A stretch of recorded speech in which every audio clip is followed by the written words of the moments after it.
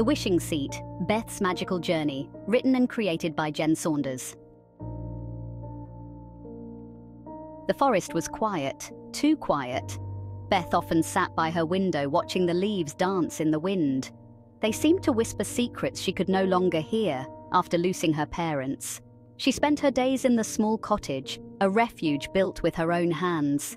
It was filled with the scent of pine needles and wood smoke, but it lacked the warmth of shared stories and laughter around a crackling fire. The silence was a heavy cloak, reminding her of all she had lost. Each day felt longer than the last. The sun would rise and set, painting the sky in hues of orange and purple. Yet Beth felt no joy. Loneliness wrapped around her heart, a constant ache. She longed for the comfort of family, the sound of children's laughter. But those dreams had vanished. As the sun dipped below the horizon, casting long shadows across the forest floor, Beth would retreat inside. The silence greeted her once more, a constant reminder of her solitude. She felt her past had been stolen. Beth found solace in her knitting. With nimble fingers, she coaxed life into colourful yarns. Scarves, blankets and sweaters piled up around her small cottage, each stitch a testament to her quiet resilience. One day, an idea sparked in her heart.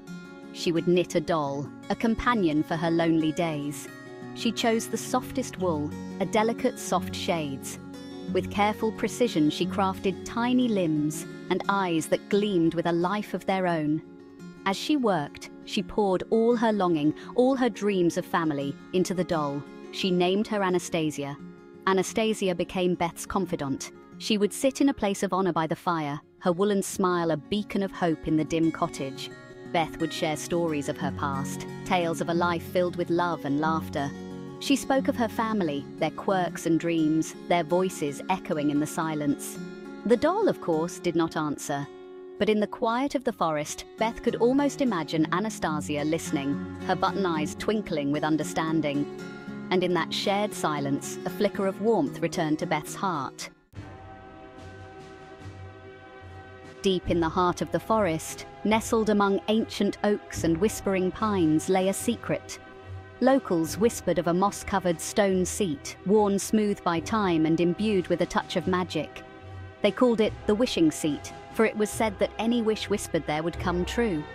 Beth, skeptical but desperate, decided to seek it out. The journey was long, the path overgrown with brambles and tangled vines. But Beth, driven by a sliver of hope, persevered. Finally, she stumbled upon it, a simple stone seat, half hidden by the encroaching forest, yet radiating an aura of ancient power. The air around it hummed with unseen energy. With Anastasia cradled in her arms, Beth approached the seat. She sat down, the stone surprisingly warm beneath her touch. Holding the doll close, she closed her eyes and made her wish. It was a simple wish, born of a mother's yearning. "Please," she whispered, her voice hoarse with emotion, "let Anastasia be real." A sudden gust of wind swept through the clearing, rustling the leaves and sending shivers down Beth's spine. The air crackled with energy, and a blinding light emanated from the wishing seat. Beth shielded her eyes, her heart pounding in her chest. When the light subsided, she dared to look down. Anastasia was no longer a doll. She lay in Beth's lap, a living, breathing child with rosebud lips and eyes that shone with wonder. Beth's breath hitched in her throat. She gently touched Anastasia's cheek, the skin soft and warm, a wave of pure joy. A feeling she thought she'd never experience again washed over her. "Mama," a tiny voice whispered.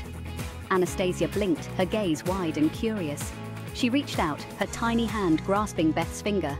"Mama," she repeated, her voice filled with innocent trust. Tears welled in Beth's eyes, blurring her vision. For a moment, all Beth could do was hold Anastasia close, her heart overflowing with a love she had thought lost forever. The silence of the forest, once a painful reminder of her solitude, was now filled with the miracle of a child's voice. The world seemed to shimmer, reborn with the promise of hope and laughter. As the initial shock subsided, a wave of confusion washed over Beth. How could this be possible? Was it truly real, or just a figment of her imagination? She looked down at Anastasia, her heart swelling with a fierce protectiveness. Real or not, this child needed her. And Beth, starved for love and connection, would give her everything she had. As if in answer to her unspoken questions, a figure materialized from the swirling mist that now filled the clearing. It was a woman, yet not quite.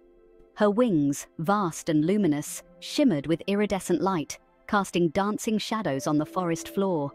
Her eyes, wise and ancient, held a spark of celestial fire. "Fear not, Beth," the celestial being spoke, her voice like the chiming of silver bells. "I am Electra, a messenger of fate. You have been granted a rare gift, a chance to heal your heart and embrace a destiny long denied." Beth, overcome by awe and a touch of fear, could only nod, her gaze fixed on the radiant angel. "The wishing seat has heard your heart's desire," Electra continued, her gaze gentle. "Anastasia is real, but her time in this form is limited." Beth's heart lurched. 30 days, Electra explained. 30 days to teach her about life, about love, about all that makes us human. If you succeed, she will remain with you, a true daughter in every sense. Beth listened, her heart a mixture of joy and terror. 30 days, but she is just a baby. She will grow quickly in these 30 days to the age of 10 years old. Then she will age naturally after that, as you humans do, so as she changes, you must teach her. 30 days to prove herself worthy, to create a lifetime of memories. It seemed an impossible task, yet she knew she had to try. Looking down at Anastasia, who gazed up at the angel with innocent fascination, Beth made a silent vow. So did she succeed? Of course she did. This is a fantasy story after all. They went on to live very happy lives. Hope you enjoyed my short story. Please like and share my video. Thank you so much for your kindness and support. Lots of love. Jenne Saunders.